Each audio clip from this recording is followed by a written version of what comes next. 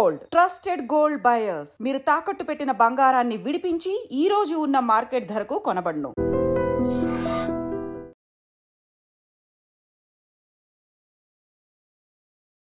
ప్రభుజీ, గీతా జయంతి అన్నారు కదా, గీతా జయంతి అంటే ఆ రోజు రచించడం జరిగిందా, చెప్పడం జరిగిందా, ఎందుకు అది గీతా జయంతిగా చెప్పబడింది? పుస్తకం పుట్టినరోజు చూసారా అండి? కేవలం ఒకటే పుస్తకం పుట్టినరోజు ఈ ప్రపంచంలో ఉంటుంది, అది గీతా జయంతి. అంటే పుట్టినరోజు చేస్తున్నామంటే ఆ పుస్తకం ఎంత గొప్పదో అర్థం చేసుకోండి. అసలు రచించింది ఎవరు ప్రభుజీ గీతని? కృష్ణుడు చెప్పాడు, వ్యాసుడు రచించాడు. అంటే విన్నది అర్జునుడు కదా. వ్యాస భగవానుడి యొక్క శిష్యుడు సంజయుడు. సంజయుడికి ఒక బోయవాడి చేతిలో విషపు బాణానికి మరణించాడు అని చెప్పి వింటూ ఉంటాం. అసలు కృష్ణుడు బోయవాడి చేతిలో చనిపోయాడు అనేది అబద్ధం. అబద్ధమా? ఒక విషయం మీకు అడుగుతాను చెప్పండి ప్రభుజీ, భగవంతుడు ఏదైనా ఆశిస్తాడు అంటే తను సృష్టించిన మనిషి నుంచి తాను ఏమైనా ఆశించడం అనేది జరుగుతుందంటారు? ఆశిస్తాడు. ఏం ఆశిస్తాడు ప్రభుజీ? ఒంటిపైకి దేవుడు వచ్చాడు అని అంటుంటారు, పూనకాలు ఇలాంటివి అంటుంటారు కదా ప్రభుజీ. నిజంగా భగవంతుడు ఉన్నా కూడా అలా మనిషి ఒంటిపైకి రావటం లాంటిది జరుగుతుందా? దయ్యం వస్తుంది కానీ దేవుడు రాడు. ఎందుకంటే మనం చేసే చెత్త పనులకి,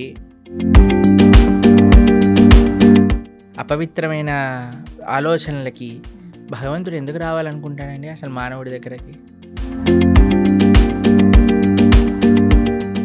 నమస్కారం, వెల్కమ్ టు ఐ డ్రీమ్. ధర్మ మార్గం విత్ విజిత కార్యక్రమానికి స్వాగతం.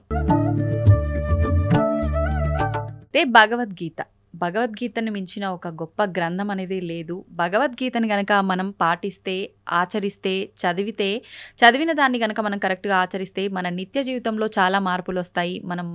మన లైఫ్లో మార్పుల వల్ల మంచి మార్గంలో వెళ్ళొచ్చు, మోక్షాన్ని పొందొచ్చు. రకరకాలుగా మాట్లాడుకుంటూ ఉంటాం భగవద్గీత గురించి. అయితే నిజంగా భగవద్గీతలో ఏముంది, భగవద్గీత వల్ల మనం ఏం నేర్చుకోవచ్చు, ఇలాంటి విషయాలు ఇప్పుడు ప్రభుజీతో మాట్లాడి తెలుసుకుందాం. ప్రస్తుతం మనతో పాటు ఉన్నారు ఇస్కాన్ టెంపుల్ నుంచి ప్రణవానంద ప్రభుజీ గారు. ఇప్పుడు వారితో మాట్లాడి మరిన్ని విషయాలు తెలుసుకుందాం. మనకున్న సందేహాలన్నింటినీ కూడా నివృత్తి చేసుకునే ప్రయత్నం చేద్దాం. హరే కృష్ణ ప్రభుజీ. హరే కృష్ణ ప్రభుజీ, కృష్ణుడి విషయానికి వస్తే కృష్ణం వందే జగద్గురు అనే ఒక మాట ఎక్కువగా వినిపిస్తూ ఉంటుంది. అసలు దీన్ని ఏ విధంగా అర్థం చేసుకోవాలంటారు? కృష్ణుడు జగద్గురువులు గీతాచార్యులై అయ్యారు. వేదేశ్చ సర్వేర్ అహమేవ వేద్యో అని అంటారు. భగవంతుడి దగ్గర నుంచి అంత జ్ఞానము కూడా స్వామి దగ్గర నుంచే వస్తుంది. జ్ఞానానందమయం దేవం నిర్మల స్ఫటికాకృతిం ఆధారం సర్వ విద్యానాం హయగ్రీవం ఉపాస్మహే అని అంటారు. భగవంతుడి దగ్గర నుంచే బ్రహ్మగారికి జ్ఞానం వచ్చినది. బ్రహ్మగారు ఆ జ్ఞానాన్ని అందరికీ అందించారు. కాబట్టి అన్ని పరంపరలు కూడా సాక్షాత్తుగా నారాయణ నుంచే ప్రారంభం అవుతాయి. నారాయణ సమారంభం అని అంటామన్నమాట. కాబట్టి మనకి 5000 సంవత్సరాల క్రితం ఎప్పుడైతే కురుక్షేత్ర యుద్ధం జరిగింది, ధర్మక్షేత్రే కురుక్షేత్రే సమవేతాయుత్సవ మామక పాండవాశ్చైవ కిమకర్వత సంజయ. అయితే కృష్ణుడు ఒక యుద్ధ భూమిని ఎందుకు చూస్ చేసుకున్నారు అని కానీ మనం ప్రశ్నిస్తే చూడండి, ఎప్పుడైనా India Pakistan world cup final last ball 2 runs to win ఉన్నప్పుడు ఎవరు ఏ పని చేస్తున్న వాళ్ళైనా సరే, క్రికెట్ ఇష్టం ఉన్న వాళ్ళైనా సరే, లేని వాళ్ళైనా సరే అందరూ వచ్చి చూస్తారు ఏమవుతుంది ఇప్పుడు. అవునా కాదా చెప్పండి? అవును ప్రభుజీ, కరెక్ట్. అప్పట్లో ఇండియా పాకిస్తాన్ ఎలా ఉండేదో అప్పుడు కౌరవులు పాండవులు అలన్నమాట. మొత్తం ప్రపంచం అంతా వాళ్ళు ఎంత శక్తివంతం అంటే ఏదో ఒక సైడ్ తీసుకోవాల్సి వచ్చింది అందరికి. ఐదర్ కౌరవుల సైడ్ కానీ పాండవుల సైడ్. మొత్తం అన్ని కెమెరాలు, ఫోకస్ లైట్లు అన్ని కురుక్షేత్రం పైనే ఉందన్నమాట. కృష్ణుడు అనుకున్నాడు ఇది కరెక్ట్ టైం చెప్పడానికి, గీత ఉపదేశం చేయడానికి, ఎందుకంటే ఫోకస్ అంతా ఒక దగ్గరకు వచ్చింది కదా. అప్పుడు గీతాచార్యుడై శ్రీకృష్ణుడు అర్జునుడి యొక్క మాధ్యమంగా ప్రపంచానికి మొత్తం గీతను ఉపదేశం చేశారు. అంటే అక్కడ అర్జునుడితో పాటు అందరూ కూడా విన్నారా? అందరూ వినలేదు, కానీ అర్జునుడి యొక్క మాధ్యమంగా, అంటే అర్జునుడికి చెప్తూ ఇప్పుడు ప్రపంచం అంతా తెలిసిపోయింది కదా. అవును ప్రభుజీ. కాబట్టి అర్జునుడిని మైక్ లాగా మాధ్యమం చేసుకున్నాడు. ప్రపంచం మొత్తం కూడా గీతను ఉపదేశం చేశాడు పరమాత్మ. అయితే ఎందుకు జగద్గురువు అంటారంటే భగవద్గీత సనాతన ధర్మానికి ఒక ఫౌండేషన్ బుక్ అన్నమాట. సనాతన ధర్మం యొక్క సిద్ధాంతాలన్నీ కూడా భగవద్గీత ప్రస్తావన చేసింది, ప్రతిపాదన చేసింది. అందుకే ఆచార్యులందరూ కూడా గీత పైన భాష్యాన్ని రచించారు. కాబట్టి ఇప్పుడు చూడండి, మీకు ఒక విషయం చెప్తాను. మీరు ఒక న్యూస్ పేపర్ ఇచ్చారనుకోండి, మీరు ఈ న్యూస్ పేపర్ చదవండి అని చూస్తారు. మీరు ఇది నిన్న న్యూస్ పేపర్ పక్కన పెట్టేస్తారు. అవునా? మీకు ఒక డైరీ ఇచ్చారనుకోండి, ఇప్పుడు 2025 వస్తుంది, మీరు చూసారనుకోండి, అరే ఇది 2023, ఇది ఏమంటారు, మీరు సామాన్లు లిస్ట్ రాసుకోవడానికి, తర్వాత ఐరన్ ఎన్ని ఇచ్చారు అని రాసుకోవడానికి యూజ్ చేస్తారు. ఎందుకంటే 2023 డైరీ 2025 లో పనిచేయదు. కానీ మీరు చూడండి, భగవద్గీత 5000 సంవత్సరాలు అయినది, కానీ ఇప్పటికీ అందరూ అధ్యయనం చేస్తున్నారు భగవద్గీతని. ఇప్పటికీ అన్నిటికంటే మోస్ట్ కమెంటెడ్ బుక్ ఏదన్నా ప్రపంచంలో ఉంటే అది భగవద్గీత. ప్లస్ భగవద్గీతలో ఏం మార్పులు లేవు. స్వామి చెప్పిన 700 శ్లోకాలు ఏవైతే భగవద్గీతలో ఉన్నాయో అవే నడుస్తూ ఉన్నాయి ఇప్పటికి కూడా. ఇంకా వాటి యొక్క అప్లికేషన్ పెరుగుతుంది. మొన్న మేము ఒక మేనేజ్మెంట్ కోర్స్ అటెండ్ అయ్యాం అనమాట. అందులో చెప్తున్నారు, ప్రపంచంలో ఎవరు మేనేజ్మెంట్ ప్రిన్సిపల్ చెప్పినా అది భగవద్గీత నుంచే దొంగతనం చేసినవి. వాళ్ళు తీసుకెళ్ళిపోతారు, దాన్ని ఒక వెస్టర్నైజ్డ్ పబ్లిసిటీ చేసి మనకు అమ్మేస్తూ ఉంటారు. మనమేమో చాలా అమాయకులుగా ఎంత బాగా చెప్పారు. అవన్నీ గీతలో ఉన్నాయి. కాబట్టి గీతాచార్యుడిగా ప్రపంచంలో ఎవరైనా సరే గీత పట్టుకొని చదివితే వారి యొక్క మనసు మార్పు చెంది, వారి యొక్క జీవితం మార్పు చెందే ఒక జ్ఞానాన్ని కృష్ణుడు ఇచ్చాడు. కాబట్టి ఆయన జగద్గురువు అయ్యారు, మొట్టమొదటి జగద్గురువు అయ్యారు. కాబట్టి అందరు గురువులకి ఆయనే గురువు. ఎందుకంటే ఆయన ఉపదేశం చేసిన తత్వములే మనందరం మాట్లాడుకుంటాం. కాబట్టి అది నారాయణుడిగా ఆయన జ్ఞానాన్ని ఇచ్చిన, కృష్ణుడిగా ఆయన జ్ఞానాన్ని ఇచ్చిన, వ్యాసుడిగా ఆయన జ్ఞానాన్ని ఇచ్చిన, హయగ్రీవుడిగా ఆయన జ్ఞానాన్ని ఇచ్చిన, హంసావతారంగా జ్ఞానాన్ని ఇచ్చిన, కపిలుడిగా జ్ఞానాన్ని ఇచ్చిన, అన్ని అవతారాలు జ్ఞానాన్ని పంచడానికి కోసమే వచ్చాయి. కాబట్టి ఆయన జ్ఞాన నిధి. అందులో భగవంతుడికి షడైశ్వర్య సంపూర్ణుడు అంటాడు. భగవాన్ అనే వాటికి నిర్వచనంగా పరాశర మహర్షి విష్ణు పురాణంలో షడ్ ఐశ్వర్యములు పరిపూర్ణంగా కలిగినవారు అని చెప్తారు. అందులో ఒక ఐశ్వర్యం సకల జ్ఞానము కలిగినవాడు ఆయన. కాబట్టి ఆయనకి తెలియనదంటూ ఏముండదు. ఆయన ఇచ్చేదే మనకి ధర్మము అని అంట. అందుకే మన శాస్త్రములు ధర్మస్తు సాక్షాత్ భగవత్ ప్రణీతం. భగవంతుడు చెప్పినదే ధర్మము, భగవంతుడు చెప్పిందే గీత. ఆ గీత ఎక్కడ ప్రపంచంలో ఎవరు అధ్యయనం చేసి పాలించినా సరే వాళ్ళు సుఖ సంతోషాలతో ఉంటారు. కృష్ణుడు గీతాచార్యుడై జగద్గురువులై వసుదే వసుతం దేవం కంస చానూర మర్దనం దేవకీ పరమానందం కృష్ణం వందే జగద్గురు. అటువంటి గీతా జయంతి మహోత్సవాన్ని కూడా మనం ఇటీవల చేసుకున్నాం. ఈ నెల రోజులన్నీ మార్గశీర్ష మాసం అంతా చాలా ముఖ్యమైనది. ఎందుకో తెలుసా అండి, కృష్ణుడు గీతలో చెప్పారు ఒక విషయాన్ని, మాసానాం మార్గశీర్షోహం అని అన్నారనమాట. కాబట్టి ఈ మార్గశీర్ష మాసం అంతా కూడా గీతను అధ్యయనం చేయటం, గీతని వినటం. మన ప్రణవానంద దాస్ అనే ఛానల్ ఉంటుంది యూట్యూబ్లో, అందులో మనకి ప్లేలిస్ట్లో ఒకసారి మనం 18 అధ్యాయాలకి 18 గంటలు మనం ప్రవచనం అని చెప్పామన్నమాట. అది వినడానికి ప్రయత్నం చేస్తే మనకి గీత ఏం చెప్పాలనుకుంటుంది అనే విషయాలు మొత్తం కూడా మనకు అర్థం అవుతాయి. అలా గీతని వినటం, గీతని చదవటం, గీతని 10 మందికి ఇవ్వటం ఈ మార్గశీర్ష మాసంలో చాలా ముఖ్యమైన విధానం అన్నమాట. ప్రభుజీ, గీతా జయంతి అన్నారు కదా, గీతా జయంతి అంటే ఆ రోజు రచించడం జరిగిందా, చెప్పడం జరిగిందా, ఎందుకు అది గీతా జయంతిగా చెప్పబడింది? మీరు ఎప్పుడైనా పుట్టినరోజు, ఒక పుస్తకం పుట్టినరోజు చూసారా అండి? కేవలం ఒకటే పుస్తకం పుట్టినరోజు ఈ ప్రపంచంలో ఉంటుంది, అది గీతా జయంతి. అంటే పుట్టినరోజు చేస్తున్నామంటే ఆ పుస్తకం ఎంత గొప్పదో అర్థం చేసుకోండి. అయితే గీతా జయంతి యొక్క విశేషత ఏంటి అని అంటే, గీత ఆ రోజు శ్రీకృష్ణుడు ఉపదేశం చేశారు అని ఒక విషయం చెప్తారు. లేదు, అమావాస్య రోజు ఉపదేశం చేశారు, సంజయుడు దాన్ని ప్రతిపాదన చేశారు ధృతరాష్ట్రుడికి, అది ఏకాదశి రోజు అని కూడా విషయం చెప్తారు. కానీ గీత ప్రకాశితమైన రోజు ఇది మనం తెలుసుకోవాలి. అర్జునుడికి కృష్ణుడు ఉపదేశం చేసిన రోజు గీతా జయంతి. అసలు రచించింది ఎవరు ప్రభుజీ గీతని?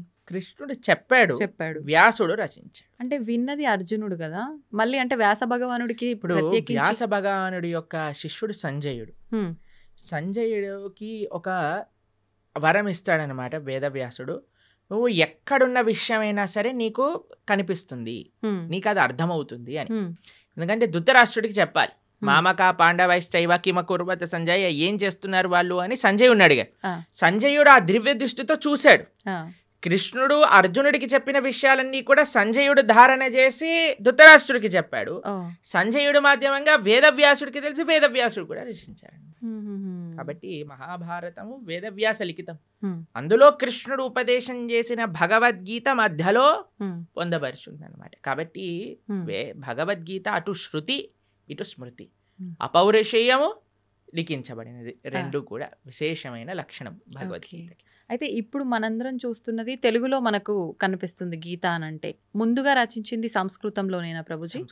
సంస్కృతంలో ఉన్నప్పుడు అంటే ఎవరంటే వాళ్ళు చదవడానికి అంటే బ్రహ్మాండంగా గీతని ఎవరైనా చదువుకోవచ్చు. చిన్నపిల్లలు, స్త్రీలు, వృద్ధులు, పురుషులు ఎవరైనా సరే గీత అధ్యయనం చేసుకోవచ్చు, బ్రహ్మాండంగా చదువుకోవచ్చు. ఇలా ప్రభుపాదుల వారి దయ వల్ల ఆయన ఏం చేశారంటే గీత యొక్క యాక్సెసిబిలిటీ ఎలా పెంచారు అని అంటే, ఏ లాంగ్వేజ్ సుమారుగా 70 కంటే ఎక్కువ లాంగ్వేజెస్లో శ్రీల ప్రభుపాదుల వారి యొక్క భగవద్గీత ట్రాన్స్లేట్ చేయబడింది. మీకు విషయం చెప్తాను, లాస్ట్ 50 yearsలో 55 కోట్ల గీత పుస్తకాలు వితరణ చేసింది ఇస్కాన్. 55 కోట్ల పుస్తకములు వితరణ చేశారు ప్రపంచవ్యాప్తంగా. అది గొప్ప విషయం అన్నమాట. కాబట్టి అలా మనం ఈ గీత వితర అనేది చాలా ముఖ్యమైన సేవ. కాబట్టి మీరు ఏ లాంగ్వేజ్లో శ్రీల ప్రభుపాదుల భగవద్గీత యథాతథం అని మీరు టైప్ చేశారనుకోండి, మీకు ఈజీగా లభించేస్తుంది. దాన్ని చక్కగా మనం చదువుకోవటమే. అది తెలుగులో అంటే తెలుగులో, ఇంగ్లీష్లో అంటే ఇంగ్లీష్లో, హిందీలో అంటే హిందీలో, అన్నిట్లో ఉంది. ఇప్పుడు గీతని అంటే దానం చేయొచ్చా ప్రభుజీ? ఎవరికి దానం చేయొచ్చు అంటారు? ఒకవేళ దానం మన ఇంట్లో ఉండే పుస్తకాన్ని దానం చేసేయకూడదు. మన ఇంట్లో ఉండే పుస్తకాన్ని మనం చదువుకుంటూ ఇంకో పుస్తకాన్ని తీసి దానం చేయొచ్చు. ఇప్పుడు చూడండి, అందరికి ఒక క్రేజ్ పెరిగిపోయింది ఈ మధ్యలో రిటర్న్ గిఫ్ట్స్ అని. సరే, మీరు ఏ చిన్న ఫంక్షన్ చేసినా సరే రిటర్న్ గిఫ్ట్ ఇవ్వాలి. ఇప్పుడు వచ్చే గిఫ్ట్ కంటే వెళ్ళే గిఫ్ట్ ఇంకా ఈ ప్రెస్టీజియస్ గా ఉండాలి అని ఆలోచిస్తూ ఉంటారు. పెళ్లిల్లో ఉండే వాళ్ళందరూ ఆలోచిస్తుంటారు ఏమి ఇవ్వాలి, ఏం చేయాలని. మీరు ఏ వస్తువు ఇచ్చినా సరే ఇదేంటి, ఇది అందరు ఇస్తున్నారు, ఇదెందుకు, దీనికంటే ఎక్కువ తీయచ్చు కదా, అన్ని కంప్లైంట్స్ వస్తూ ఉంటాయి. ఎవరు సాటిస్ఫై చేయలేం. నా పర్సనల్ సజెషన్ ఏంటి అంటే, సనాతన ధర్మంలో ఉండే వాళ్ళు ఎవరైతే వివాహం చేసుకుంటారో రిటర్న్ గిఫ్ట్గా అందరికి ఒక గీతా పుస్తకాన్ని ఇవ్వండి. మంచి సలహా ప్రభుజీ. ఏదో ఒక ఆధ్యాత్మిక పుస్తకాన్ని ఇవ్వండి. దాన్ని అయితే వంగబెట్టలేడు కదా, పెట్టలేరు, ప్రసాదంగా తీసుకుంటాడు కదా. చదివితే వాడు బాగుపడతాడు, మీకు ఆ పుణ్యం వస్తుంది. ఇప్పుడు చూడండి ఎన్ని మంచి విషయాలు ఉన్నాయో. ఒక వివాహంలో ఎంత కోట్లు ఖర్చు పెట్టేస్తున్నారండి. ఇప్పుడు మీరు చూసే ఉంటారు కదా. అసలు వివాహం పైన కాదు, వెనకాల ముందుండే తోకల పైన.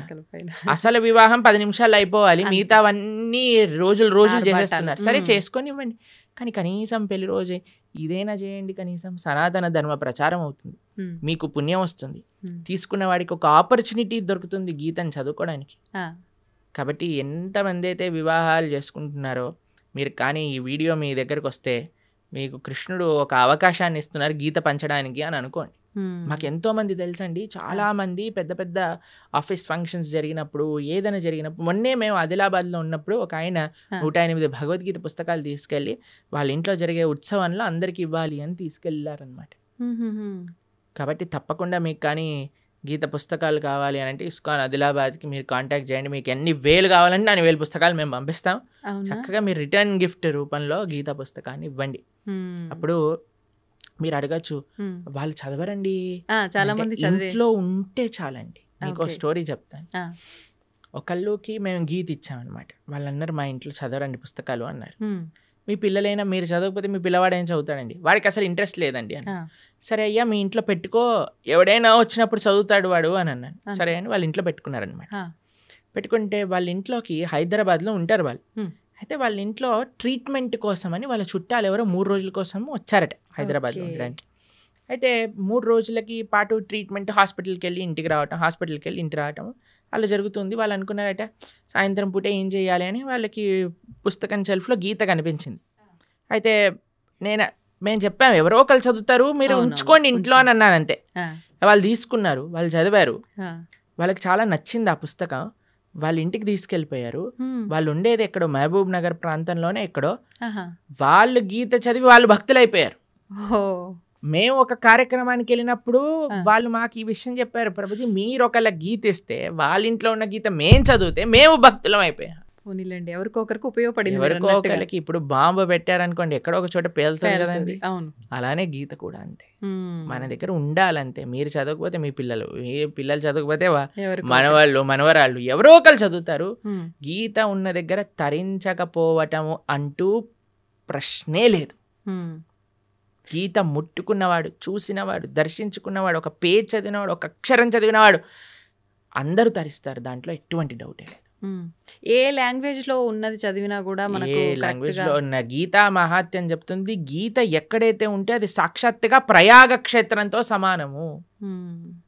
కాబట్టి మన ఇంట్లో మనకి చాలా ముఖ్యమండి. Hmm. మనకి మీకు సాంప్రదాయంలో చూస్తే మనం మంగళం అని మంగళహారతి భగవంతుడికి సమర్పణ చేస్తాం. అవును. అందులో శాస్త్రాలకు కూడా మనం మంగళహారతి సమర్పణ చేస్తాం అన్నమాట. ఏవైతే వైదికమైన గంధములు మన ఇంట్లో ఉంటాయి. ఆ, ఆ. కాబట్టి ప్రతి ఒక్కళ్ళింట్లో గీత, భాగవత, రామాయణాదులు ఉండవలసినదే. మ్మ్.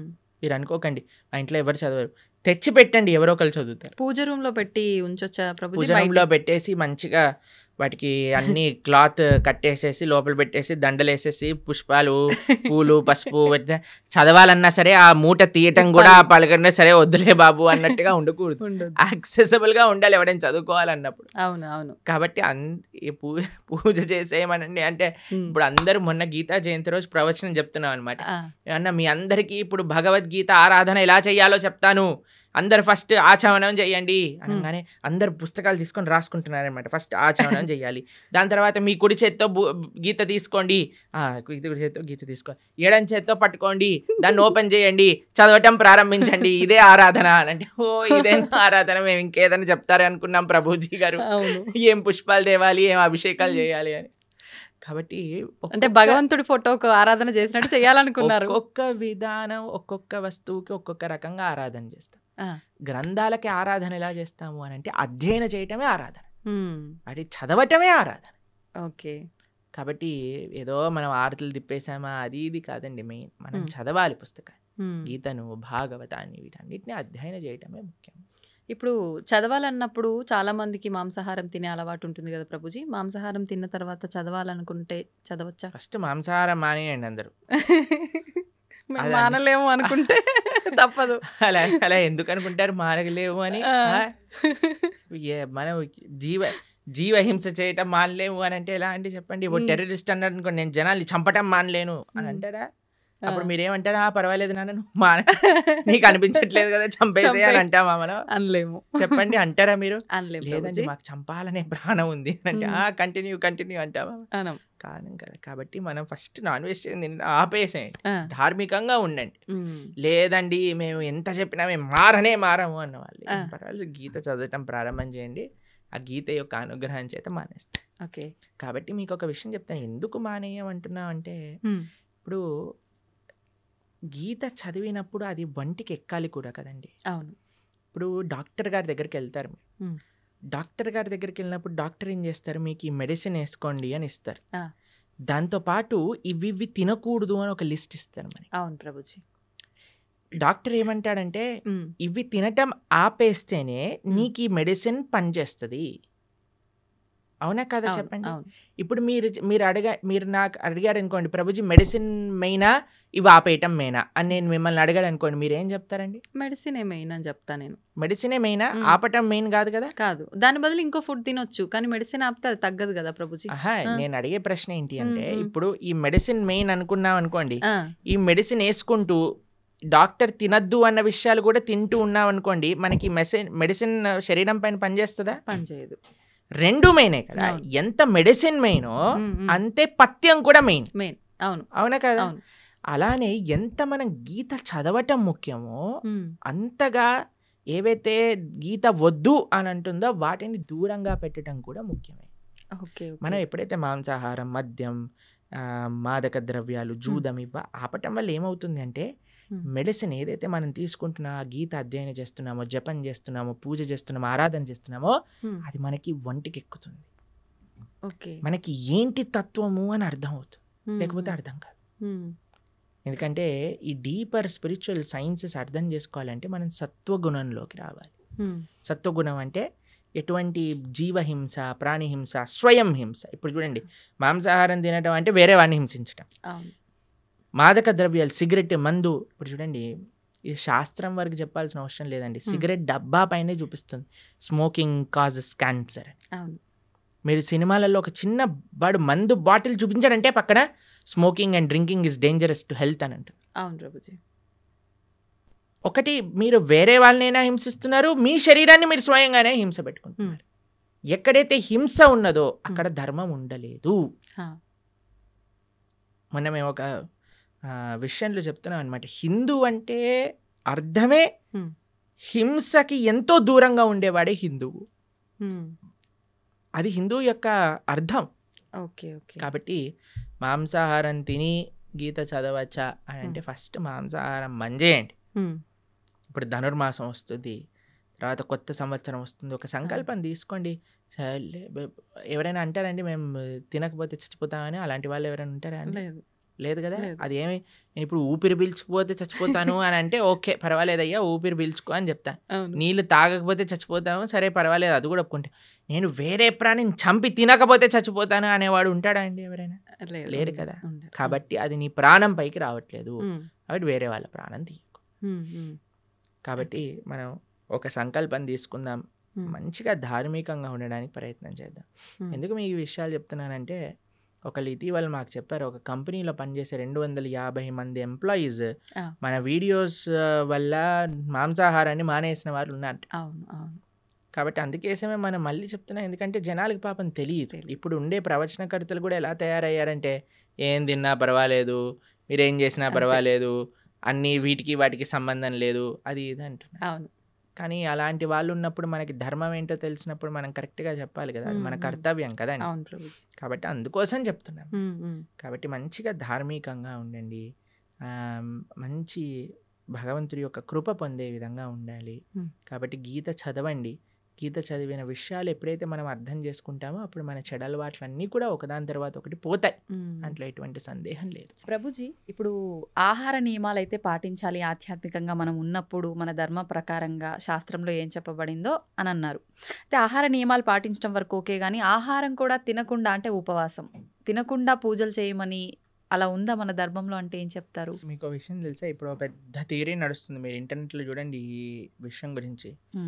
ఎంత మనం తక్కువ తింటే అంత మన ఆరోగ్యం బాగుంటుంది. అవును.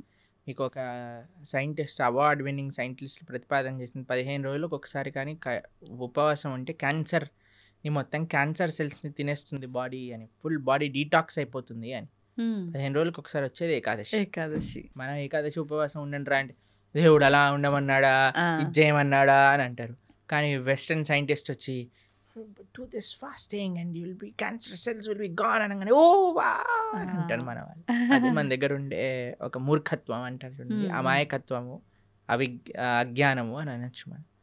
కాబట్టి మన శాస్త్రం ఏదైతే చెప్తుందో అది జాగ్రత్తగా ఆచరించటం వల్ల మనకు తెలుస్తుంది. ప్రతిదీ ప్రశ్నించాల్సిన అవసరం లేదండి. మనం ఏం చేయాలంటే ఫస్ట్ ఆచరించాలి. ఇప్పుడు మీకు స్కూల్లో అడ్మిషన్ ఇచ్చారనుకోండి, యూనిఫామ్ వేసుకోండి, సాక్స్ ఈ కలర్లో ఉండాలి, షూస్ ఇలా ఉండాలి, పాలిష్ చేసుకొని రావాలి, హెయిర్ స్టైల్ ఇలా ఉండాలి, ఆడపిల్లలు అయితే జడ వేసుకొని రావాలి అని చెప్తారు. ఎందుకు జడ వేసుకోవాలి, ఎందుకు యూనిఫామ్ వేసుకోవాలి, ఎందుకు షూ పాలిష్ చేసుకోవాలి, ఇవన్నీ అడగం, చెప్పింది చేస్తాం. చెప్పినప్పుడు స్కూల్లోకి వెళ్ళినప్పుడు ఓ ఇది అందరూ కామన్గా ఉండడానికి, ఇది డిసిప్లిన్గా ఉండడానికి, మనకి బాధ్యత నేర్పించడానికి, క్లీన్లీనెస్ నేర్పించడానికి, ఒక యునైటెడ్ కాన్షియస్నెస్ రావడానికి, ఇవన్నీ ఎప్పుడు వస్తాయి? ఆచరిస్తూ ఉన్నప్పుడు, 10 మందిని చూస్తున్నప్పుడు వస్తాయి. కానీ మన లోపల ఏమైపోయింది, ఫస్ట్ ఏం చేయాలన్నా సరే ప్రశ్నించడం ప్రారంభం చేసాం. ఇది చేయండి రా, ఎందుకు చేయాలి, ఇది చేస్తేనే దేవుడు కరుణిస్తాడా, ఇది చేస్తేనే ఇది అవుతుందా, లేకపోతే అవ్వదా? ప్రతిదానికి ఆన్సర్ ఉంటుందండి. కానీ ఎవరికి చెప్తాము? ఎవరైతే వినయంగా ఆచరిస్తున్నారో అటువంటి వారికి చెప్పచ్చు, మూర్ఖంగా వాదించే వాడికి చెప్పలేము. కాబట్టి ఉపవాసం ఎందుకోసము, ఇలా వ్రతం ఎందుకోసము, లేదా ఒక పూజా విధానం ఎందుకోసము అని అంటే అది మనల్ని భగవంతుడి దగ్గరికి తీసుకెళ్తుంది, భగవత్ ప్రీత్యర్థం. మన ఆరోగ్యం బాగుండటం ఇవన్నీ సెకండరీ. కొన్ని నియమాలు శాస్త్రములు చెప్పాయి, ఈరోజు ఇలా ఉండండి, ఈరోజు ఇలా ఉండండి అని. మన పెద్దలు చెప్పిన మాట, పెద్దల మాట పెరగన్న మూట అంటాం కదండి. పెద్దలు చెప్పిన మాటే పెరగన్న మూట అంటే శాస్త్రం చెప్పిన మాట ఇంకెంత మంచిది చెప్పాలి. కాబట్టి ఆచరించడం ప్రధానం. ఒకసారి ఆచరించడం ప్రారంభం చేస్తే మనకి ఎవరిని అడగకుండా తెలిసిపోతుంది ఎందుకు చేయమన్నారు ఏంటి, ఆ బెనిఫిట్స్ మనమే చూస్తాం. ఇప్పుడు ఒక ఆహార నియమాన్ని చెప్పామనుకోండి, దాన్ని ఆచరిస్తూ ఉన్నప్పుడు కన్సిస్టెంట్గా మనకు తెలుస్తుంది, అరే మన జీవితం ఎలా మారింది, మన క్లారిటీ ఆఫ్ మైండ్, థాట్, మన జీవన శైలి, మనం మాట్లాడే విధానం, మన ఆలోచనలు, మన స్ట్రెస్, మన డిప్రెషన్, మన యాంగర్ అవన్నీ ఎట్లా తగ్గుతుంది. లేదు నాకు ప్రూవ్ చేయి తర్వాత మానేస్తానంటే ఎలా చెప్పండి. అవును, కాదు కదా. కాదు. ఇప్పుడు నువ్వు ఇప్పుడు ఇంజనీరింగ్ కాలేజ్లో ఒకటి జాయిన్ అవుతున్నాడు, నాకు జాబ్ ఇస్తేనే నేను జాయిన్ అవుతా అంటాడా? అన్నారు. నువ్వు జాయిన్ అవ్వు, నువ్వు చదువు, అవును, అప్పుడు నీకు జాబ్ వస్తుంది, అంతే కదా. ఫస్ట్ నాకు ప్లేస్మెంట్ ఇవ్వు తర్వాత జాయిన్ అవుతానంటే ఎలా అండి? అవును, ఫస్ట్ నువ్వు జాయిన్ అవ్వు, ప్రాసెస్ని ఫాలో అవ్వు, అప్పుడు మొత్తం క్లియర్గా వస్తుంది. అయితే ప్రభుజీ నాది ఒక చిన్న డౌట్, అంటే ఇలా ఆలోచించడానికి కారణం ఇది అయి ఉంటుందేమో అని. కొన్ని అంటే ఇప్పుడు సైంటిఫిక్గా ప్రూవ్ చేసిన తర్వాత మీరు చెప్పినట్టుగా నమ్ముతున్నారు అంటే అది మనకి ఎప్పుడో ఉంది శాస్త్రాల్లో. కానీ మన శాస్త్రాలు పురాణాల విషయానికి వస్తే కొన్ని వేల లక్షల సంవత్సరాల క్రింద నుంచి ఉన్నవి అని చెప్తారు. కానీ అంటే ప్రతిదానికి కూడా ఒక నిర్దిష్టమైన అంటే ఇది టైము, ఇప్పుడు రచించారు లేకపోతే ఇప్పుడు రాశారు, ఇప్పటి నుంచి ఉంది అని నిర్దిష్టమైన ఒక సమయం లేదు. అందుకని చెప్పి ఎలా నిర్దిష్టమైన సమయం ఉంటుందండి? ఎందుకంటే దానికి నిర్దిష్టమైన సమయమే లేదు, అనాదిగా వస్తుంది. భగవంతుడు ఉన్నప్పటి నుంచి జ్ఞానం ఉన్నది. భగవంతుడు బ్రహ్మకు ఉపదేశం చేశారు వేదాలు. ఎప్పుడని ఎలా చెప్తాం? ఆది అని అంటాం. అవును, ఆదికి టైం ఇన్ఫినిటీకి ఎప్పుడు అయిపోతుంది? ఇన్ఫినిటీ చెప్పండి అంటే ఎలా అంటాం? చెప్పలేం. అలానే ఒక స్టార్టింగ్ పాయింట్ అంటూ లేదండి. కొన్ని విషయాలకు చెప్పచ్చు. భగవద్గీత 5000 సంవత్సరాలు అయింది, ఎందుకంటే కృష్ణుడు ఆవిర్భావం అప్పుడైంది. కృష్ణుడు 125 సంవత్సరాలు ఉన్నప్పుడు అర్జునుడికి భగవద్గీత ఉపదేశం చేశారు. ద్వాపర యుగం అయిపోయింది, కలియుగం స్టార్ట్ అయిపోయింది. కాబట్టి సుమారుగా ఇన్ని సంవత్సరాలు. ఇప్పుడు కృష్ణుడు పుట్టినరోజు ఏదైతే కృష్ణాష్టమి చేసుకుంటారో అప్పుడు రాస్తారు 5000 ఇన్నో సంవత్సర జన్మాష్టమి అని. కొన్ని నిర్దేశాలు ఉంది, కానీ అపౌరుషేయమైన వేదములకు ఎలా చెప్తాను చెప్పండి. వ్యాసుల వారు 5000 సంవత్సరాల క్రితం వేద విభజనను చేశారు. అన్నీ ఎంతో పైలప్గా ఉన్న వేదాలన్నింటినీ 4 కేటగిరీస్గా చేసి చక్కగా ఈజీగా అండర్స్టాండ్ అయ్యే విధంగా మనకు అందించారు. కాబట్టి దానికి ఒక లెక్క ఉంది. ఓకే, కాబట్టి అన్నిటినీ, అందుకే ఇందాక అన్నట్టుగా మనము ఇప్పుడు టీచర్ ఇక్కడ అమెరికా ఉంది అని మనం మ్యాప్లో చూపించేసింది అనుకోండి, వెళ్ళొచ్చాక నమ్మం కదండి. అమెరికా ఉంది అంటే అమెరికా ఉంది. ఇప్పుడు ఎగ్జామ్ పేపర్లో ఈ కాంటినెంట్ ఏంటి, అమెరికా రాసిస్తాం. కానీ టీచర్ని అడగమను ఏంటి ప్రూఫ్ చూపించమని.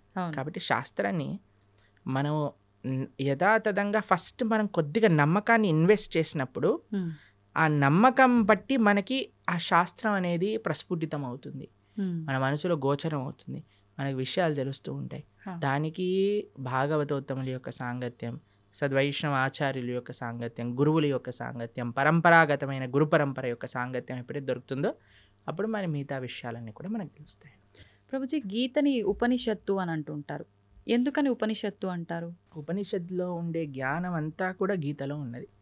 ఇప్పుడు చూడండి, మీరు పాలు తీసుకున్నారనుకోండి, 10 లీటర్ల పాలు తీసుకున్నారు, దాన్ని బాగా మీరు వేడి చేస్తూ ఉన్నారనుకోండి, కొద్దిసేపు అయ్యాక ఎర్రగా మారుతాయి.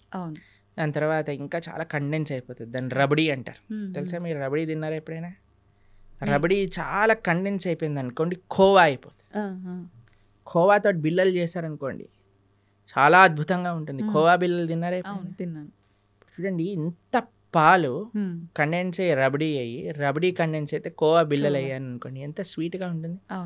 అలా శాస్త్రములు ఎన్నో ఉన్నాయి, వాటి యొక్క సారాంశం ఉపనిషత్తులు. ఉపనిషత్తుల యొక్క సారాంశం గీత. సర్వోపనిషదో గావో దోగ్ధా గోపాలనందన. అన్ని ఉపనిషత్తులు కూడా సర్వోపనిషదో గావు, అన్ని ఉపనిషత్తులు కలిపి ఒక ఆవు అనుకుంటే, దుగ్ధా గోపాలనందన, ఆ ఆవు యొక్క పాలు ప్రీతికి పార్థో వత్సః అంటే అర్జునుడు ఒక దూడగా చేసుకొని మన కోసం అందించిన పాలే గీత. గీతామృతం మహత్.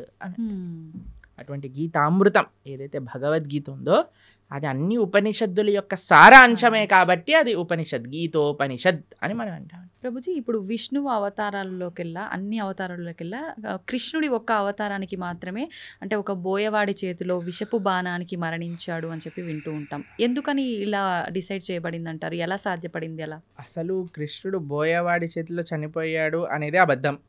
అబద్ధమా? మరి ఒక విషయం మీకు అడుగుతాను చెప్పి.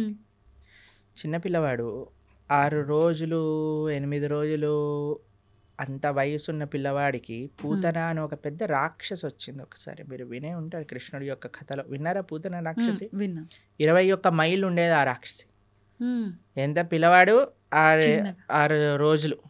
అటువంటి పిల్లవాడిని పట్టుకొని అలాంటి పూతన సంహారం 6 రోజులకి చేసిన కృష్ణుడు. 21 మైళ్ళు ఉండే రాక్షసి. తృణావర్త, శకటాసుర, కేశి, అరుష్టాసుర, ప్రలంబాసుర, వత్సాసుర, ధేనుకాసుర, ఇలాంటి అసురులందరినీ, అఘాసుర, వ్యోమాసుర, ఇటువంటి అసురులందరినీ చిన్న వయసులో చిన్న పిల్లవాడు ఇలా బొమ్మలతో ఆడినట్టుగా, చిన్నపిల్లలు యానిమల్ బొమ్మలను ఆడతారు చూడండి, అవి చిన్న పిల్లవాడు తీసుకొని ఇలా పడేశాడు అనుకోండి, ఆ డైనోసారస్ వెళ్ళి అలా గోడకి ఎత్తుకుంటుంది. అలా చిన్నపిల్లలు ఇంత దేవతలందరూ, బ్రహ్మాది దేవతలందరూ వణికిపోయి అసురులందరూ చిన్నపిల్లవాడిగా కృష్ణుడు సంహరించేశాడు. కాళీయ అనే విషపూరితమైన సర్పం పైన నృత్యం చేసి కాళీయుడిని తరింపజేశాడు ఆయన. కస్యానుభావో నదేవ విద్మహే తవాంగ్రిరేణు స్పర్శాధికార. కాళీయుడిని అనుగ్రహించిన కృష్ణుడు ఒకసారి మొత్తం కారు చిచ్చు మొత్తం అరణ్యంలో అంతా మంట పెట్టుకుంటే అనేసరికి మొత్తం మంటంతా ఆయన లోపలికి వెళ్ళిపోయింది. గోవర్ధనగిరి 21 మైళ్ళు ఇప్పుడు మనం చూస్తున్నాం. బృందావనంలో ఆనాటికి ఎంతో ఉండేది. గోవర్ధనుడికి ఒక శాపం ఉంది, రోజు ఆవగిందంతా తక్కువ అయిపోతావు అని. అందుకోసం ఇప్పుడు చూస్తే కృషించిపోయింది. కానీ కృష్ణుడు ఉన్నప్పుడు ఇంకా మహిమాన్వితంగా ఉండేది. అటువంటి పర్వతాన్ని 7 రోజులు 7 రాత్రులు చిటికని వేలిపైన, ఎడమ చేతి చిటికని వేలిపైన పట్టుకున్న కృష్ణుడు ప్రవాసన అనే ఒక పర్వతం ఉండేదండి. ఒక పెద్ద మౌంటైన్ పై నుంచి లాంగ్ జంప్ చేస్తాడు ఆయన. లాంగ్ జంప్ చేసినప్పుడు సేఫ్ ల్యాండింగ్ అవుతుంది ఆయనకి. మీకు ఇంకో విషయం చెప్తాను. యమలోకానికి వెళ్ళి వాళ్ళ గురువు గారి యొక్క శిష్యుడిని పట్టుకొని వస్తాడు కృష్ణుడు. అటువంటి శిష్యుడికి ఎప్పుడైతే కృష్ణుడు వెళ్ళి యమలోకంలో శంఖం పూరించాడో, యమధర్మరాజు పరిగెత్తుకుంటూ వచ్చి, అయ్యా నీకేం కావాలో చెప్పు అనగానే, మా గురువు గారి శిష్యుని వదిలేసి అనగానే తీసుకొచ్చి, అయ్యా తీసుకోండి, నువ్వే ప్రపంచానికి సొత్తు, నువ్వేం కావాలన్నా ఇస్తాను అని యమధర్మరాజు ఇచ్చేసి. అటువంటి కృష్ణుడికి ఒక బోయవాడు బాణాన్ని పాదాలకు. మీరు ఒకసారి ఆలోచన చేయండి, ఒక పాదానికి, ఒక ఫీట్కి ఎవరికైనా బుల్లెట్ తగిలింది అనుకోండి, చనిపోతాడా? చనిపోరు. కాకపోతే కాలు మన సీరియళ్లలో పాయింట్ బ్లాక్ లో బుల్లెట్ పోయినా సరే వాడు నెక్స్ట్ మినిట్ వాళ్ళ భార్య ప్రార్థన చేయగానే లేచి నించుంటాడు. అలాంటిది పరమాత్మ, భగవంతుడైన శ్రీకృష్ణ పరమాత్మ కాలికి ఒక బాణం తలిగితే చనిపోతారు అని అంటే ఎలా మనం నమ్మగలుగుతాం చెప్పండి? ఎటువంటి స్వామి. మీకు ఒక విషయం చెప్తాను, అందుకే శాస్త్రాన్ని చదవాలి. ఇన్స్టాగ్రామ్ రీళ్ళు అవి ఇవి చూడకూడదు. భాగవతం ఏం చెప్తుంది అంటే, కృష్ణుడు అలా ఒక పెద్ద చెట్టు కింద శంఖచక్ర గదా పద్మములతో ఇలా విశ్రమించి ఉన్నాడు. దూరం నుంచి ఒక బోయవాడు చూశాడు కృష్ణుడిని. కృష్ణుడి యొక్క పాదము ఆయనకి ఒక జింక చెవిలా కనిపించింది అన్నమాట. అయితే దూరం నుంచి ఆయన బాణం వేశాడు. ఆ బాణం వచ్చి కృష్ణుడికి తలిగింది. తర్వాత ఆ బోయవాడు వచ్చాడు. ఇప్పుడు బాణం వేసాక చూస్తాడు కదండి, గురి తలిగిందా, ప్రాణం చూసుకోవచ్చు అని. కృష్ణుడి దగ్గరికి వస్తాడు. ఓ కృష్ణ పరమాత్మ సాక్షాత్తుగా కృష్ణుడు అని దర్శిస్తాడు. 3 ప్రదక్షిణలు చేస్తాడు కృష్ణుడికి. కృష్ణుడు అంటే, అయ్యా నీకు మోక్షాన్ని ఇచ్చేస్తున్నాను అని, నువ్వు నా విరమణ చేసే నేను లీలలో, నా అంతర్ధానం అయ్యే లీలలో నువ్వు కూడా నీ యొక్క కాంట్రిబ్యూషన్ ఇచ్చావు కాబట్టి నీకు మోక్షాన్ని షూట్ చేసిన వాడేమో మోక్షానికి ఇచ్చేసాడు ఆయన, ఈయనేమో శరీరాన్ని విడిచిపెట్టేశారంటే ఎంత విచిత్రం చూడండి. దాని తర్వాత ఏదో ఆ బాణం అలానే ఉంది. స్వామి అన్నీ ఇంకా అవతార పరిసమాప్తి చెయ్యాలి అని అనుకునే సమయంలో దేవతలందరూ, వారి కోసం కదండి కృష్ణుడు ఆవిర్భవించింది, అందరు దేవతలు వచ్చి పైనుంచి పుష్పవృష్టి కురిపిస్తున్నారనమాట. తండ్రి నా కోసం నువ్వు అవతరించావు, కృతజ్ఞతలు కృతజ్ఞతలు అని అందరూ కృష్ణుని స్తోత్రం చేస్తుంటే, కృష్ణో స్వదాగోపకతే ధర్మ జ్ఞానాభి సహ, కృష్ణుడు శరీరాన్ని వదిలేసి ఇక్కడ ఏదో తర్వాత ఆయన ఆత్మ పైకి వెళ్ళిపోయింది అలాంటిది ఏమి ఉండదండి. ఆయన స్వయంగా శరీరం పూర్తి శ్రీకృష్ణ పరమాత్మ, ఆయనకి ఆత్మ వేరు శరీరం వేరు కాదండి. కృష్ణుడు మనలాగా జీవుడు పంచభౌతికమైన దేహం కాదండి. జన్మ కర్మచ మే దివ్యం. ఆయన జన్మ దివ్యం, ఆయన కర్మ దివ్యం, ఆయన శరీరం దివ్యం. ఆయన ఎలా అయితే ఆ చెట్టు కింద కూర్చున్నారో అలానే శరీరంగా ఆయన యొక్క ధామానికి చేరుకున్నారు కృష్ణ పరమాత్మ. ఎప్పుడు ఆయన అవతార పరిసమాప్తి చెయ్యాలి ఆయన ఆ సంకల్పం చేసేసుకున్నప్పుడు. కాబట్టి ఆ బోయవాడి చేతితో చనిపోయాడు అనేది పెద్ద అబద్ధం. ఇప్పుడు ఇక్కడ అంటే ఈయనకు మోక్షం కల్పించడం కోసమే ఆ బాణం తగలడమా ప్రభుజీ, లేదంటే రాముడు వాలిని చెట్టు చాటు నుంచి చంపటము ఇదంతా? ఎందుకంటే వాలి చనిపోయే ముందు రాముడికి క్షమాపణ అడిగి, అయ్యా నువ్వు చేసింది ధర్మమే అని వాళ్ళ కుమారుడిని రాముడికి సరెండర్ చేయించి వెళ్ళిపోతాడు. కాబట్టి భగవంతుడికి మనలాగా every action as equal and opposite reaction లాంటి స్వామి దగ్గర పనిచేయవండి. కానీ ప్రతి ఒక్కరు ఉండదు. అదే ఉదాహరణగా తీసుకుంటారు. మనకి మనం WhatsApp university, Instagram college, Facebook tuitions ఇవన్నీ తీసుకుంటాం కాబట్టి మనం ఇలా తయారయ్యాం. కానీ శాస్త్రంగా అర్థం చేసుకోవాలి మనం. కావున కృష్ణుడికి భగవంతుడికి పుట్టుక ఉండదు, భగవంతుడికి మరణం ఉండదు. ప్రభుజీ ఇప్పుడు మనకు ఉన్న 4 యుగాల్లో ప్రస్తుతం కలియుగంలో ఉన్నాము. అయితే కలి ప్రభావం వల్ల రకరకాల పాపాలు పెరిగిపోతున్నాయి, అది కలి ధర్మం అంటుంటారు.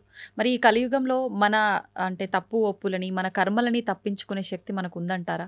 కలో దోష నిదేరాజన్ అస్తి ఏకోన్ మహాన్ గుణాన్ కీర్తనాదేవ కృష్ణస్య ముక్త సంగపరం రజేత్ అని మన శాస్త్రం చెప్తుంది. కలియుగంలో మీరు చెప్పినట్టుగా దోషాల నిధి. ఇంకా మీకు విషయం చెప్పినండి, కలియుగం స్టార్టే అవ్వలేదు.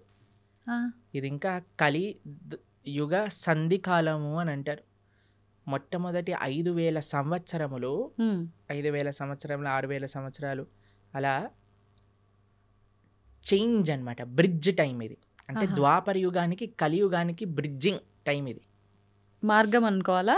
అంటే పూర్తి కలియుగం ఆరంభం అవ్వలేదు. ఓకే, ఈ 5-10 years 5,000 years సంధి కాలము అని అంటారు అనమాట దాన్ని.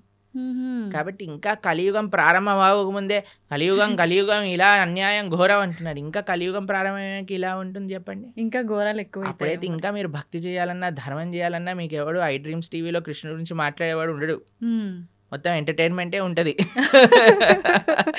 ఓకే, కాబట్టి ఇప్పుడే మనకి వస్తుంది, కాబట్టి ఇప్పుడే మనం సీరియస్గా తీసుకొని ఇప్పుడే మనం జపం చేసుకోవటం, గీత చదువుకోవటం. ఎందుకంటే మళ్ళీ అనుకోవచ్చు మళ్ళీ వచ్చే జన్మలో చూద్దాం, వచ్చే జన్మలో నువ్వు చూడొచ్చు కానీ నీకు చెప్పేవాడు ఎవడు ఉంటాడు కదా. కలియుగం ముందుకు వెళ్తూ ఉంటే ధర్మం మెల్లమెల్లగా తగ్గిపోతూ ఉంటుంది. కాబట్టి ఆ ధర్మం మనకి ఈ మానవ జన్మ ఇప్పుడు వచ్చింది, ఇప్పుడు మనకి మంచి విషయాలు తెలుస్తున్నాయంటే ఈ క్షణం మనం మంచి మార్గంలోకి వెళ్ళవలసింది. ప్రభుజీ మీరు అసలు కలియుగం ప్రారంభమే అవ్వలేదు, ఇది సంధికాలం అంటున్నారు. కానీ ఈ మధ్య జరిగిన ప్రారంభమైనది కానీ పూర్తిగా కలి ప్రభావం లేదు ఇప్పుడు ఇంకా.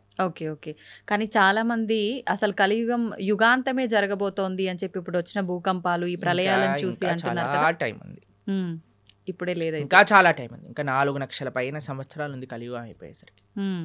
దాంట్లో ఏమి ఇది లేదు, చాలా అన్యాయాలు పెరిగిపోతున్నాయి. ఇందాక మనం అన్నట్టుగా కలో దోష నిదే రాజన్, దోషములతో కూడుకున్నది కలియుగం. కానీ ఇందులో ఒక గొప్ప విషయం ఏంటి అంటే కీర్తనాదేవ కృష్ణస్య, భగవంతుడి యొక్క కీర్తన, భగవంతుడి యొక్క నామ జపం చేయటం చేత మనిషి తరించిపోతాడు.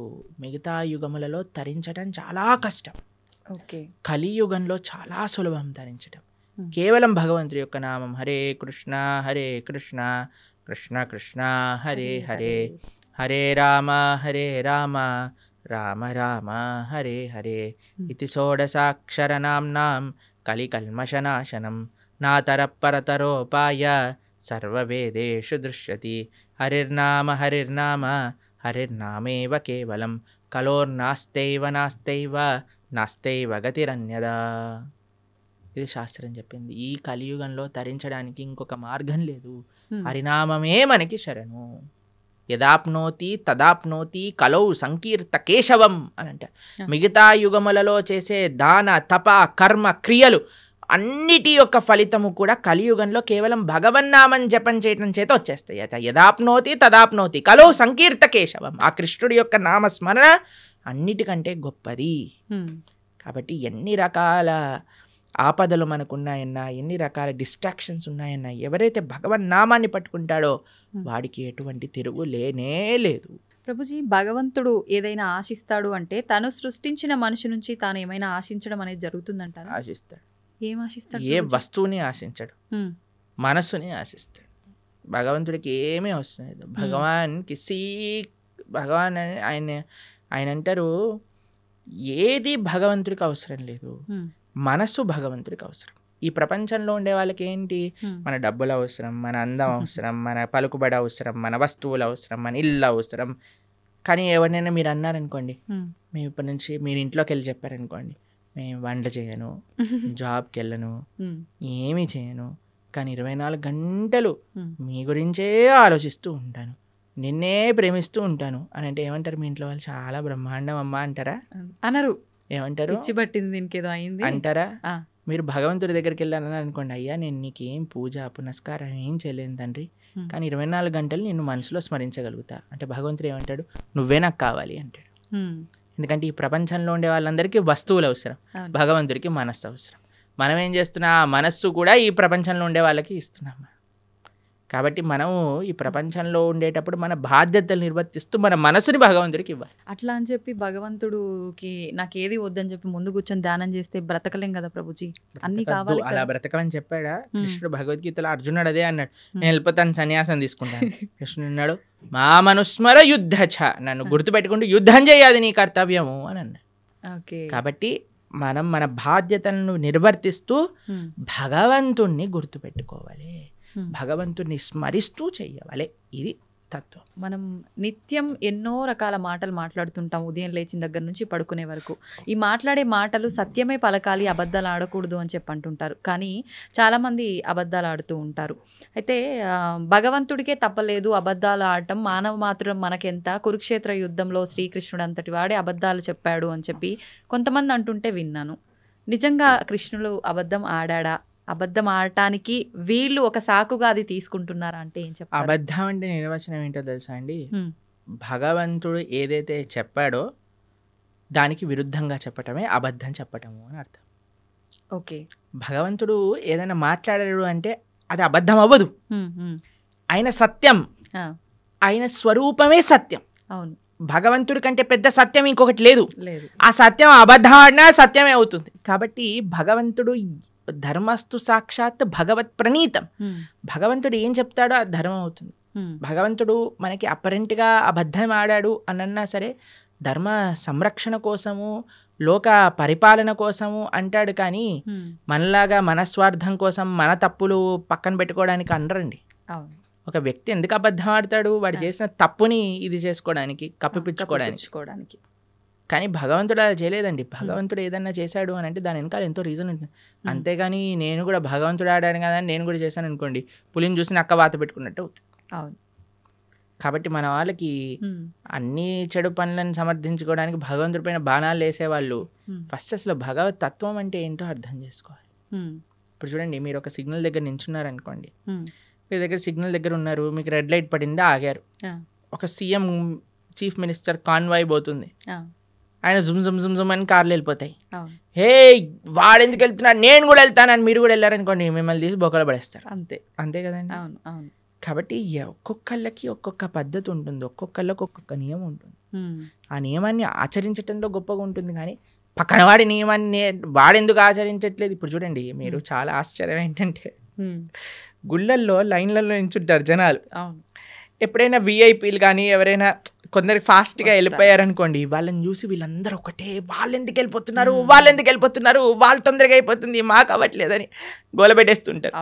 చూసారా టీవీలలో కూడా ఇలాంటి వీడియోలు చూస్తాం. మాకు అనిపిస్తుంది, సరే అయ్యా నీకు వాడు 2 నిమిషాల్లో వచ్చేస్తాడు, దర్శనం చేసుకొని 2 నిమిషాలు వెళ్ళిపోతాడు. నువ్వు అరగంట సేపు 2 గంటల సేపు ఆ ఆలయంలో ఉండే చక్కటి ఆ పాజిటివ్ స్పిరిచువల్ వైబ్రేషన్ని అబ్జర్వ్ చేసుకునే ఒక అవకాశం నీకు వచ్చింది. ఒక గీతో, భాగవతమో, ఒక విష్ణు సహస్రనామో, ఏదో ఒకటి భగవన్నామో, కృష్ణ గోవింద రామ నారాయణ అనుకోకుండా ఆ ఆలయంలో ఉండే ఆ పవిత్రమైన ఎన్వైరన్మెంట్ని పాడు చేసే విధంగా ఒకళ్ళపైన ఒకళ్ళు అరుచుకోవటాలు, వాళ్ళు వెళ్ళిపోతున్నారు, మేం టికెట్ కట్టాము, వీళ్ళు వెళ్ళిపోతున్నారు. ఈ గోల్ అసలు ఎంత విచిత్రమో చూడండి. అవును, వాడు అదృష్టవంతుడా, వీడు అదృష్టవంతుడా? మీరు చెప్పినట్టుగా చూస్తే వీళ్ళే అదృష్టవంతులు కదా, చెప్పండి. కానీ ఓపిక తక్కువ కదా ప్రభు. అలాంటి అసలు భగవంతుడు నేర్పించేది ఓపిక. ఆలయంలో ఓపిక పట్టిన వాడు జీవితంలో ఏం ఓపిక పడతాడు చెప్పండి. అవును, ఈ వ్యక్తి ఏమన్నా ప్రైమ్ మినిస్టరా తొందరగా వెళ్ళిపోయి దర్శనం చేసుకోవడానికి? లేదు. సరే అయ్యా బిజీ, అందరూ బిజీ ఈ ప్రపంచంలో, Hmm. కానీ నీకు ఒక అదృష్టం వచ్చింది కదా, నువ్వే వేరే వాళ్ళని చూసి మనకెందుకు, వేరే వాళ్ళతో పోలికెందుకు, Hmm. వాళ్ళు వెళ్ళారు దర్శనానికి, సరే భగవంతుడికి ఇష్టం లేదేమో ఎక్కువసేపు ఈయన నా ముందు కనిపించద్దు, తొందరగా పంపించేస్తాడు, Hmm. కానీ నీ పైన ప్రేమ ఉందేమో, నిన్ను ఎక్కువసేపు చూసుకోవాలనుకుంటున్నాడేమో. Hmm. కాబట్టి మాకు చాలా బాధేస్తుందండి ఎక్కడైనా ఆలయంలో ఆ ఫైటింగ్ నేచర్ ఎప్పుడైతే వచ్చేస్తుందో, Hmm. అది అది మొత్తం ఆ అట్మాస్ఫియర్ని పాడు పాడు చేసేస్తుంది. చేసేస్తాం. కాబట్టి భగవంతుడితో మనకొద్దు, వేరే వాళ్ళతో పోలికొద్దు, Hmm. మనము మన జీవితాన్ని పరిశీలన చేసుకుందాం. Hmm. నేను ధార్మికంగా ఉన్నానా, ఆధ్యాత్మికత సనాతన ధర్మంలో వేరే వాళ్ళతో కంపారిజనే ఉండదు. Hmm. నా జీవితాన్ని నేను భగవంతుడికి ఎలా సమర్పణ చేస్తున్నాను. ఇప్పుడు ఎగ్జామ్లో ప్రిపేర్ అయ్యేది నువ్వు నీ ప్రిపేర్ అవుతావు, కానీ పక్కన వాడు అది ఆ చాప్టర్ వదిలేశాడు కాబట్టి నేను కూడా వదిలేస్తున్నాను, చెప్పని వాడు ఇది చేస్తున్నాడు కాబట్టి నేను కూడా అది చేస్తున్నాను. నీ ప్రిపరేషన్, నీ కాన్ఫిడెన్స్ నీది, నీ ఎగ్జామ్, నీ పర్ఫార్మెన్స్, నీ రిజల్ట్, నీ భవిష్యత్. Hmm. అలానే ధర్మానికి వచ్చేసరికి నేను భగవంతుడికి ఆన్సరబుల్. ఒకరోజు భగవంతుడి ముందు నించున్నప్పుడు నేను చెప్పాలి సమాధానం. అవును. ఎంత అబద్ధం ఆడకుండా నేనున్నాను, ధర్మాన్ని ఆచరిస్తూ నేనున్నాను, శౌచం నేను పాటించాను Krishna. You are not answerable to anybody in this world except God.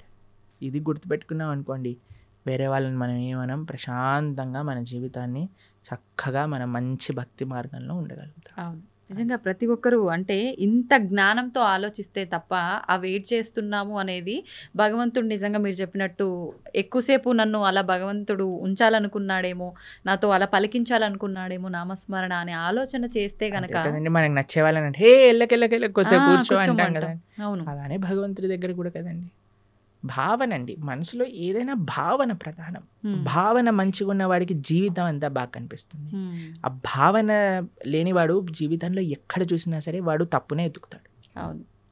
కాబట్టి భగవద్గీత చదవటం వల్ల ఏమవుతుంది అంటే Hmm. మన భావన శుద్ధీకరణ జరుగుతుంది. వీ కెన్ థింక్ పాజిటివ్లీ, జీవితాన్ని ఒక కరెక్ట్ పర్స్పెక్టివ్లో మనం చూడగలుగుతాం. ప్రభుజీ, దేవుడు ఉన్నాడు అంటే దయ్యం ఉంది అని అంటారు.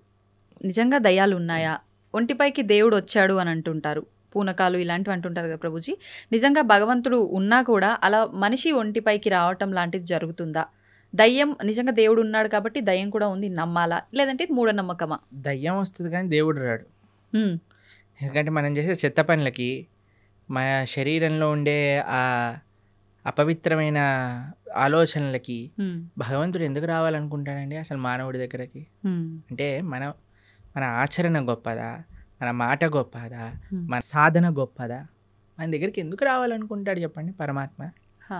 భగవంతుడు రావాలి అనుకుంటే ఆయన శ్రీ విగ్రహ రూపంలో మాట్లాడతారు, లేదా తన యొక్క భక్తుల మాధ్యమంగా మాట్లాడతారు. Hmm. అంతేకాని భగవంతుడు వచ్చేసి ఊ అని ఊగేసి Hmm. ఏవేవో చేసేసి ఇవంతా ఏంటంటే ఒక భావన, Hmm. ఒక ట్రాన్స్, నాకు ఇది వచ్చేసింది అని అనుకుంటున్నారు. కాబట్టి Hmm. చాలా మంది అడుగుతారు ప్రభుజీ అది నిజమా అబద్ధమా? వాళ్ళకి నిజం, నీకు అబద్ధం. వాళ్ళకి నిజం, వాళ్ళకి నిజం, మనకు అబద్ధం. ఓకే. అంటే ఎందుకంటే వాళ్ళు అలా నమ్ముతున్నారు నాకు వచ్చింది అని, కాబట్టి వాళ్ళకి నిజమే. ఓకే. నీకు నిజమా? కాదు. మనకు అబద్ధం. ఎందుకంటే దేవుడు రాడు, దేవుడు మనిషి పైకి రానే రాడు. He has many other better positions to come. Okay. కాబట్టి ఎవరికైతే మాకు దేవుడు వచ్చేసాడు అని అంటారో జస్ట్ మీకు నిజం అండి, యూఆర్ నాట్ డినయింగ్ ఇట్. నీకు నిజం, ఎందుకంటే నీ మానసిక స్థితి అలా నీకు చెప్తుంది, కానీ వేరే వాళ్ళు నమ్మవలసిన అవసరం లేదు. మరి దయ్యం పరిస్థితి ప్రభుజీ? దయ్యం వస్తుంది ఎందుకంటే చేసేవన్నీ రాక్షస పనులు కదా, వేరే వాళ్ళని హింసించటం, వేరే వాళ్ళని మాట్లాడటం, అపవిత్రంగా జీవించటం. కాబట్టి దయ్యం రావడానికి చాలా అనుకూలమైన పనులు చేస్తున్నా, దైవం రావడానికి అనుకూలమైన పనులు చేస్తున్నావా అనేది ప్రశ్నార్థం. ఓకే. కాబట్టి దయ్యం ఎవరి దగ్గరకు వస్తుందండి? ఎవరైతే చాలా నెగిటివ్గా ఉంటారో, నెగిటివ్, డిప్రెస్డ్, ఆ కళ లేకుండా, ఎప్పుడైనా సరే అంటే ధార్మికంగా చూడండి, కొంతమందిని చూస్తే మనకి ఆ భగవత్ కళ అనేది ఉట్టిపట్టే విధంగా ఉంటుంది. వాళ్ళ యొక్క వేషభూషం కానీ, వాళ్ళ యొక్క సాధన కానీ, వాళ్ళ యొక్క వర్చస్సు కానీ, అలాంటి వాళ్ళ దగ్గరికి ఎప్పుడు నెగిటివ్ ఎనర్జీస్ రావు. కానీ ఎవరైతే ఎప్పుడు కూడా డిప్రెషన్లో ఉంటారో, గ్లూమీగా ఉంటారో, అని నెగిటివ్ ఆలోచిస్తుంటారో, వేరే వాళ్ళకి నెగిటివ్ చెయ్యాలి అని ఎవరైతే అనుకుంటారో వాళ్ళకి దగ్గర తప్పకుండా నెగిటివ్ ఎనర్జీస్ ఉంటాయి. ప్రభుజీ, ఇప్పుడు ఒంటిపైకి దేవుడు రావటం అయితే కాదు, అది వాళ్ళ వరకే నిజంగాని మనం నమ్మాల్సిన అవసరం లేదు. కానీ చాలా మంది ఇది పక్కన పెడితే దేవుడు మాకు కనిపిస్తాడు అని చెప్పి మీకు కూడా చూపిస్తామని చెప్పి ఈ మధ్యకాలంలో అంటున్నారు. నిజంగా దేవుడు కనిపిస్తాడు? దేవుడితో ఫోన్ చేసి మాట్లాడించే వాళ్ళు కూడా ఉన్నారు ఇంకా తెలుసా మీకు? రాబోయే కాలంలో ఆహా, వచ్చేసారు ఆల్రెడీ. మన ధర్మంలో లేరు, పక్క ధర్మంలో ఉన్నారు ఇంకా. ఓకే. పక్క ధర్మం అంటూ పక్క మతాలలో ఉన్నారు ఇంకా. దేవుడు ఫోన్ నెంబర్లని. తర్వాత మీకు విషయం తెలుసా, స్వర్గంలో వాళ్ళకి ప్లాట్లు కూడా అమ్మే మతాలు కూడా ఉన్నాయి ఇంకా. అయ్యో, ఒక దేశంలో ఒక మతానికి చెందిన వాళ్ళు స్వర్గంలో నీకు ఇంత ప్లాట్ ఇంత డబ్బులు ఇచ్చి వాళ్ళ మత పెద్ద తీసుకొని వాళ్ళకి అమ్మిన వృత్తాంతాలు ఇప్పుడు జరుగుతున్నాయి ఇంకా. ఇంత పిచ్చోళ్ళ జనాలు. మీకు కనిపించట్లేదా ఆ పిచ్చితనం ఎలా ఉందో? మన కింద పడిపోగానే అందరూ అని డాన్స్ వేయటం, వాడేదో నీళ్ళు జలంగానే ఖర్చు లేయంగానే ఇట్లా చేస్తుంది. వాళ్ళకంటే ఇంకా పిచ్చి ఇంకేం ఎయిడ్స్ బాగా చేసేస్తా అంటాడు, క్యాన్సర్ బాగా చేస్తా అంటే చచ్చిపోయిన వాడిని లేపేశాడు ఒకడు తెలుసా మీకు ఉత్తర భారతదేశంలో. అవునా ప్రభుజీ? డెత్ సర్టిఫికేట్ ఉన్న వాడిని లేపేశాడు ఓ దేవుడి పేరు మీద. అంటే మన దేవుడు కాదనుకోండి, ఎవరి గురించి మాట్లాడుతున్నా మీకు అర్థమయ్యే ఉంటుంది. అవును అర్థమైంది. అలాంటి వాళ్ళ వేలాది మంది వెళ్ళిపోయి హర్షేస్తూ గోల పెట్టేస్తూ కింద పడిపోయి అసలు నాకు ఇవి చాలా విచిత్రం అనిపిస్తుందండి. అంటే జనాలకు బుద్ధి ఉంటే వెళ్తారా అసలు అలాంటి ప్రదేశాలకు? చెప్పండి ఒకసారి. ఇలాంటివి జరుగుతున్నా కూడా చాలా చోట్ల మత మార్పిడిలు జరుగుతున్నాయి కదా ప్రభుజీ, మరి దాని గురించి ఏమంటారు? మంచి పని అనిపిస్తుంది మాకు. ఇలాంటి వాళ్ళు బుద్ధి లేని వాళ్ళు వెళ్ళిపోతే మంచిదే కదండి. మూర్ఖులు ఉన్న వాళ్ళైనా అసలు మంచిగా ఉన్న వాళ్ళు కావాలి కదా. కాబట్టి ప్రలోభాలు ఎక్కువైపోయాయి మతం పైన. కాబట్టి ఆ ప్రలోభాలు తగ్గించుకోవాలి మనం. వేరే వాళ్ళే మన ధర్మం. అందుకే చెప్తున్నాను ఏంటంటే, ఎవరైతే శాస్త్రాధ్యయనం చేస్తారో, ఎవరైతే మంచిగా శాస్త్రాన్ని చదువుకొని వాటిని పాచరిస్తారో వాళ్ళని ఎవరు ఏ ప్రభావం పెట్టి మార్చలేరు. మూర్ఖపు ఆలోచనలతో ఉండి దుర్మార్గపు ఆలోచనలతో ఉన్న వాళ్ళు మాత్రమే ఇది మూఢనమ్మకం అని భావించి ఇంకో దాంట్లోకి వెళ్ళడానికి ప్రయత్నిస్తారు. సంతోషం ప్రభుజీ, చాలా మంచి విషయాలు చాలా అద్భుతంగా వివరించారు, అందరికీ అర్థమయ్యే విధంగా. ధన్యవాదాలు. హరే కృష్ణ.